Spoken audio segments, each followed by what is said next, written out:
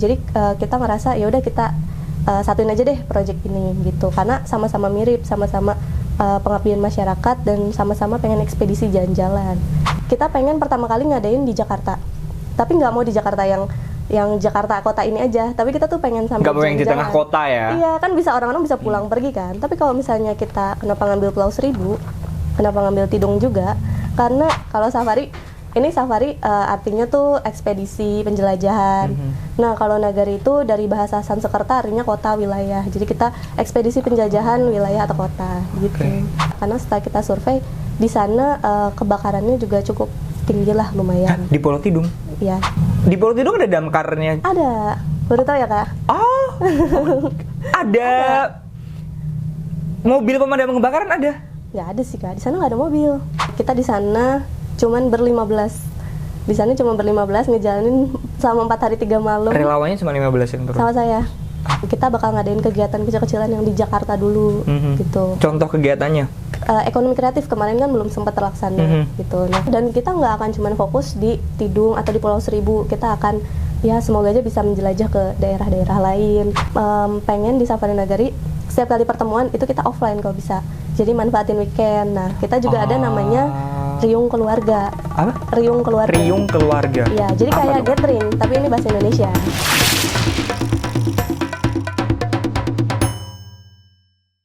Untuk melakukan aksi tidak memandang siapa dan berapa usia kamu.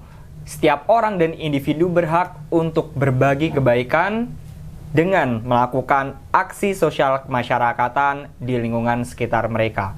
Soan Tete bersama gue Leon Wical, dan kali ini gue udah duduk bareng seorang inisiator dari Inkubasi Turun Tangan Jakarta, Puspa Rahma Safari Nagari. Halo, selamat sore Kak Puspa. Sore, Kak Leon. Thank you banget nih udah mau mampir ke Cafe Pejuang di podcast Soan Tete nih. Makasih juga ya Kak udah ngundang. Turun Tangan juga makasih ya udah ngundang. Siap, Kak Puspa ini kan sebagai inisiator atau founder dari Safari Nagari. Ya. Nah, kalau boleh diceritain apa sih Safari Nagari itu, Kak? Oke, kalau Safari Nagari sendiri itu sebenarnya adalah gerakan atau komunitas inkubasi dari Turun Tangan Jakarta, di mana kita gerakan atau komunitas yang membidangi sosial kemasyarakatan. Terus kita bergeraknya di bidang lingkungan, kesehatan, pendidikan, sama ekonomi kreatif gitu. Itu dulu kenapa kepikiran ide atau tercetus ide memunculkan yang namanya Safari Nagari? Jadi waktu itu sebenarnya aku bikin ini nggak sendiri sih Kak. Jadi aku waktu awal banget masuk Turun Tangan Jakarta itu kan di tahun 2021. Jadi fun fact Safari Nagari ini adalah project yang dirancang di tahun 2021. Oh, ketika jadi relawan Turun Tangan Jakarta ya? Iya. Okay. Nah, terus habis itu di situ aku sama Andika Kak. Jadi sama Andika, dulu kan Andika koordinator Turun Tangan Jakarta. Kita tuh sama-sama punya rencana untuk bikin project yang mirip. Jadi posisinya di situ aku sama Andika sama-sama koordinator divisi gitu. Jadi kita sama-sama koordinator divisi, dan kita divisi apa tuh Kak? Kalau boleh tahu waktu itu? Kalau Andika Tagana, kalau aku P3, bukan partai Kak, tapi program penelitian dan pengembangan. Gitu. Nah di situ kita punya project yang mirip gitu. Karena kan aku dari divisi program, otomatis bikin kegiatan yang ya program-program gitu. Ternyata mirip. Jadi kita ngerasa ya udah kita satuin aja deh project ini gitu. Karena sama-sama mirip, sama-sama pengabdian masyarakat dan sama-sama pengen ekspedisi jalan-jalan gitu. Tapi tetap berdampak jalan-jalannya. Oke, berarti waktu di Turun Tangan Jakarta pernah melangsungkan kegiatan yang berbau program yang tadi Kakak sebutkan dong? Belum. Oh, belum. Jadi itu pending karena aku skripsian Kak. Dan udah banyak anak-anak Turun Tangan Jakarta yang baru juga. Jadi akhirnya ya udah kita jalanin project-project yang sekiranya mampu kita pegang dulu gitu. Karena kan ini cukup besar ya Kak. Programnya menurutku cukup besar. Jadi kayaknya agak sulit nih kalau sambil skripsian tapi harus ngejalanin gitu. Jadi akhirnya ke pending gitu. Oke, kenapa dibilang cukup besar? Apa yang membuat Safari Nagari ini menurut Kak Puspa besar? Kalau menurutku sendiri kenapa cukup besar? Karena ini tanggung jawabnya juga cukup besar Kak. Kita ngelakuin kegiatan nggak cuman yang sekali dua kali aja, tapi kita pengen melakukan kegiatan ini secara terus menerus. Oh, sustainable ya. Ya gitu. Jadi itu cukup besar sih Kak, dan tanggung jawabnya juga cukup besar. Dan targetku adalah untuk Safari Nagari ini kita pengen pertama kali ngadain di Jakarta, tapi nggak mau di Jakarta yang yang Jakarta kota ini aja, tapi kita tuh pengen sampai nggak mau yang di tengah kota ya. Iya, kan bisa orang-orang bisa pulang pergi kan. Tapi kalau misalnya kita kenapa ngambil Pulau Seribu, kenapa ngambil Tidung juga? Karena ya itu kita bisa sambil jalan-jalan juga, tapi kita tetap pengabdian dan itu masih di Jakarta gitu. Oh, berarti kegiatan pertama waktu itu di Pulau Tidung itu ya? Pulau Tidung. Oke, sebelum kita cerita tentang Pulau Tidung itu, aku penasaran nih dengan Safari Nagari jadi inkubasinya Turun Tangan Jakarta itu gimana ceritanya? Oke, jadi kenapa bisa jadi inkubasi? Awalnya project kan itu kan? Iya, awalnya project namanya pengabdian masyarakat. Jadi dulu aku kan lanjut lagi Turun Tangan Jakarta di program, divisi program. Terus akhirnya kita bikin pengabdian namanya pengabdian masyarakat gitu. Terus kita ngadainnya di daerah Jakarta Selatan Kak. Tapi itu cuman kita di bidang kesehatan sama pendidikan aja. Nah aku ngerasa kayaknya oke nih kalau misalnya kita terus lanjutin. Dan waktu itu juga kan sempat ada inisiasi untuk bikin Safari Nagari. Kenapa kita nggak lanjutin? Gitu. Jadi akhirnya dilanjutin dengan nama yang baru yaitu Safari Nagari. Oke. Gitu. Alasan memilih Safari Nagari? Kalau Safari Nagari maknanya apa sih? Kalau safari artinya tuh ekspedisi penjelajahan. Nah kalau Nagari itu dari bahasa Sanskerta artinya kota wilayah. Jadi kita ekspedisi penjajahan wilayah atau kota gitu. Oke, nah Safari Nagari sendiri ini sebenarnya fokusnya di bidang apa nih kalau boleh tahu? Pengen fokusnya bidang apa? Di bidang sosial kemasyarakatan. Cuman ya itu Kak tadi yang aku bilang ada pendidikan, lingkungan, kesehatan, sama ekonomi kreatif. Oke, sosial kemasyarakatan tapi secara general ya. Iya, jadi bisa menyentuh. Bisa. Oke. Nah, balik lagi ke yang Pulau Tidung tadi. Berarti itu kan salah satu program kegiatannya yang udah dijalankan oleh Safari Nagari. Boleh diceritain nggak sih itu program kegiatan apa yang di Pulau Tidung itu ngapain gitu? Oke. Kalau di Pulau Tidung sendiri mungkin aku ceritain runtutan dari awal ya Kak. Jadi di hari pertama itu kita ada kegiatan ramah tamah. Jadi kita di hari pertama pasti kita ke kelurahan dulu untuk perkenalan, terus izin karena kan walaupun kita udah chat, maksudnya izin via WA dan survei, kita tetap harus izin lagi secara langsung dengan orang-orangnya gitu. Terus Safari Nagari ini juga dibantu sama teman-teman jadi dari Jejak Seribu gitu. Jadi kita cukup mudah gitu untuk perizinan dan yang lainnya karena dibantu sama teman-teman Jejak Seribu. Terus di hari kedua kita ada kegiatan cek kesehatan. Ya, jadi cek kesehatan kita kerjasama sama puskesmas di sana ya berarti. Ya. Terus kita ada fun learning juga, jadi ngajarin adik-adiknya. Terus ada edukasi kebencanaan, tapi kita di bidang kebakaran Kak, karena setelah kita survei di sana kebakarannya juga cukup tinggi lah lumayan. Di Pulau Tidung? Ya, karena kan di sana nggak pernah ada tsunami, nggak pernah ada apa, cuman ya paling kebakaran karena kelalaian mungkin atau apa yang lainnya. Jadi kita kolaborasi sama iya sama damkar sana gitu. Di Pulau Tidung ada damkarnya? Ada, baru tahu ya Kak? Ada. Mobil pemadam kebakaran ada? Nggak ada sih Kak, di sana nggak ada mobil, di sana cuma ada motor. Oke, terus damkarnya gedung damkar gitu? Ada gedung damkarnya. Itu ada petugas damkarnya juga. Oke, berdasarkan hasil riset dari teman-teman Safari Nagari, aku tertarik yang kebakaran nih. Di sana kan berarti pernah kebakarnya tuh udah berapa kali? Wah, kalau berapa kalinya aku kurang tahu belum riset ya? Kurang nanya. Tapi udah pasti udah pernah kebakaran ya? Pernah ada kebakaran. Gitu. Karena di sana kan jalannya cukup kecil ya Kak. Jadi nggak mungkin kalau ada mobil. Dan kayak Tidung itu kan pulau yang panjang. Gitu. Jadi kayaknya cukup motor atau sepeda listrik di sana, banyak sepeda listrik malah ada di sana ya? Iya, ada banyak gitu. Oke. Nah, Kak Puspa berarti kan Safari Nagari ini cukup kompleks dan general ya sosial kemasyarakatannya. Tadi disebutkan di Pulau Tidung itu nggak cuma fun learning tapi ada kesehatan juga, terus ada edukasi kebencanaan dan lain-lain. Nah, ada nggak sih ketika menjalankan program kegiatan di Pulau Tidung hal yang memorable atau yang nggak terlupakan dari Kak Puspa sendiri? Kalau hal yang memorable sih banyak banget sih Kak. Maksudnya kayak kita di sana cuman ber-15. Di sana cuma ber-15 ngejalanin selama 4 hari 3 malam. Relawannya cuma 15 yang turun? Sama saya. Oke. 15 orang. Terus kita ngejalanin program yang cukup lumayan ya, menguras energi dan sampai keluar pulau juga. Itu menurutku memorable sih, kayak wah kayaknya kalau dipikir-pikir ini hanya hal yang nggak mungkin deh. Kayak 15 orang, tapi tetap sebelum itu dibantu sama teman-teman di belakang juga sih. Maksudnya teman-teman yang desain, teman-teman yang bantu dari humas gitu. Menurutku itu cukup memorable karena kalau dipikir-pikir 15 orang jalan program kayak gini tuh kayaknya sulit ya gitu. Tapi ternyata bisa loh kita gitu. Itu Kak Puspa ngelola manajemen SDM-nya gimana tuh, sumber daya manusianya? Dengan 15 bareng Kak Puspa berarti ada 14 orang. Mengelola 14 orang di sana tuh kayak gimana tuh Kak? Banyak yang double job sih Kak.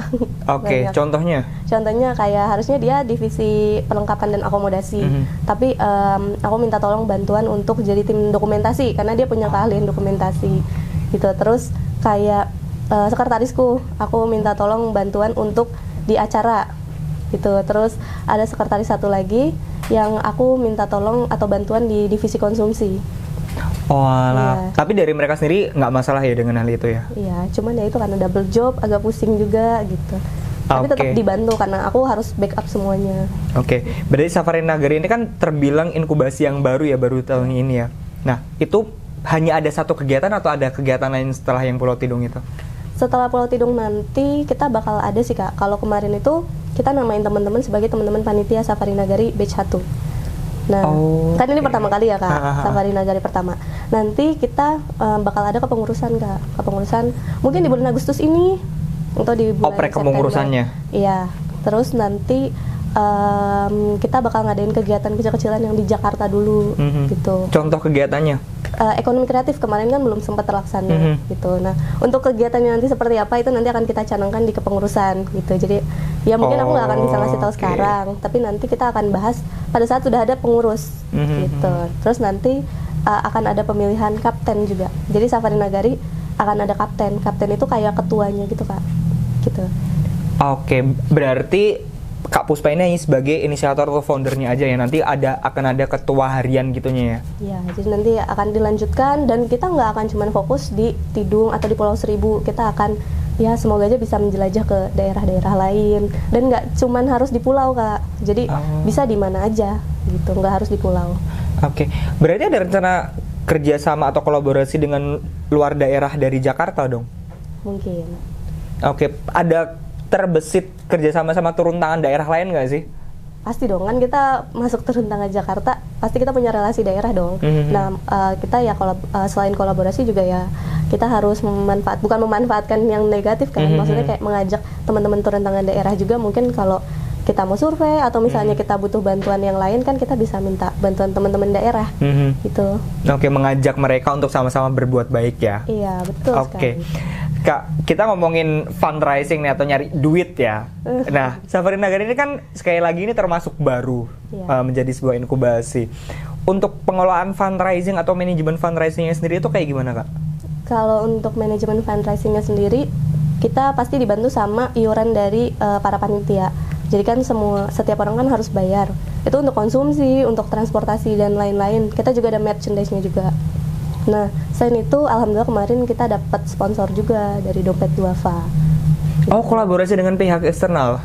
Ya, dapat sponsor. Jadi kita ngajuin, terus alhamdulillah dapat sponsor dari Dompet Duafa, dapat juga dari Standar Pen. Oh, oke. Ini boleh nyebut merek kan Kak? Boleh, nggak apa-apa, nggak masalah. Nggak masalah, kita apresiasi untuk teman-teman donatur yang sudah mau berkolaborasi dengan Safari Nagari ya, untuk berbuat baik ke masyarakat. Dari Jakarta Pasti Sehat juga dapat loh Kak, kita dapat strip kesehatan. Oh, iya. Ini kan relasi lagi, lumayan. Sama-sama inkubasi, saling bantu-membantu ya. Iya. Oke, Kak, kalau ngomongin relawan nih di Safari Nagari sendiri ini kan pasti kebanyakan orang muda dong, dimana yang masih pada kuliah lah atau bahkan sekolah atau yang masih bekerja kayak kakak sekarang. Ada nggak sih momen dimana mereka istilahnya kayak ogah-ogahan atau mulai males nih buat aktif atau terlibat di Safari Nagari, dan gimana cara kakak sebagai inisiator Safari Nagari menyikapi atau menghadapi hal seperti itu? Kalau untuk aku bilang males sebenarnya enggak sih, enggak. Kalau aku rasa nggak ada yang males, cuman mungkin kalau aku cara misalnya ada teman-teman yang mulai pasif, aku biasanya PC sih. Aku PC-in, terus aku ajak ketemu. Jadi aku tuh pengen di Safari Nagari setiap kali pertemuan itu kita offline kalau bisa. Jadi manfaatin weekend. Nah, kita juga ada namanya Riung keluarga. Apa? Riung keluarga. Riung keluarga. Iya, jadi kayak gathering, tapi ini bahasa Indonesia. Khusus Safari Nagari ya berarti? Oke. Iya. Jadi kan kalau gathering semua orang juga banyak nggak sih gitu. Kalau yang namanya gathering, akhirnya kita cari, riung keluarga kayaknya oke nih, gitu. Jadi kita juga ada riung keluarga gitu. Cuma kalau misalnya untuk yang males, sejauh ini nggak ada sih Kak, nggak ada yang males. Sejauh ini sih, enggak sih. Tapi kalau misalnya mulai pasif-pasif, baru kita PC gitu. Dicetin satu-satu. Iya, aku juga bagi job desk juga ke teman-teman BPHI ku. Jadi ada wakil, ada sekre 1-2 sama bendahara. Jadi setiap kita punya PIC divisi masing-masing. Gitu. Divisinya ada apa aja tuh Kak kalau boleh tahu? Ada divisi acara, divisi desain dan sosmed, divisi foto dan videografi, humas and sponsorship, perlengkapan dan akomodasi, sama korlap. Dan mereka adalah anak-anak muda yang berkomitmen gabung bareng Safari Nagari. Ya. Kak, sebelum kita ke akhir nih, karena kebetulan udah ada di penghujung podcast, aku pengen tahu dong beberapa poin harapan ke depan dari Kak Puspa sebagai inisiator Safari Nagari. Itu kakak pengen ngebawa kemana sih Safari Nagari ini? Apakah pengen ekspansi ke masing-masing daerah, ada Safari Nagari Jakarta, Safari Nagari mana gitu, atau pengen kayak gimana nih Kak ke depannya?